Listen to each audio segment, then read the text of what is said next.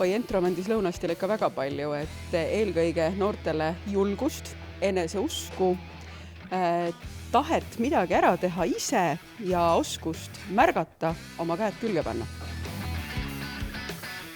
Väga palju uusi ettevõtlikke noori. Ma usun, et Entrum panustab nagu strateegilises mõttes Eesti ühiskonna ja ettevõtliku ühiskonna arengusse väga palju ja ma loodan, et järgmisel aastal see trend jätkub. Ma arvan, et ta andis väga palju Lõuna-Eesti noortele niisugust hoogu ja innustust juurde.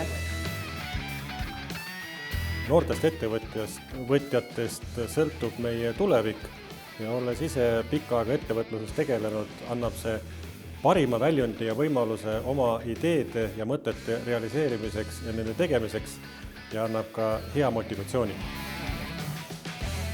See on ka üks kümnendi või sajandi projekt siin nendel Tartumaa noortele eelkõige, et see on suur panus, et need, kes on teinud, et need arenevad edasi ja kes on niisama ettevõtlikud, aga ei ole seda väljundit leidnud, et siis tänu Entrumile on nagu noorte areng olnud meeletu.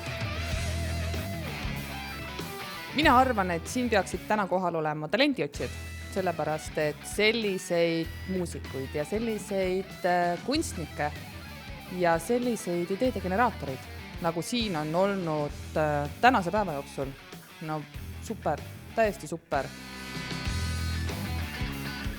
See programm iseenesest on ääretult suurepärane ja suured tänud kõigile nendele, kes selle programmi hea käekäigu ees seisid ja selle programmiga ellu kutsusid.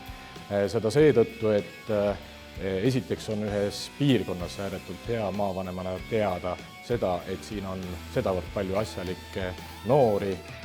Teiseks noortele andis see kindlasti võimalused teada ja tunnetada reaalset maailma, leida endas enesekindlust ja olla tulevikus suurem otsustaja. Tuleviku tarbeks on otsustajaid väga vaja.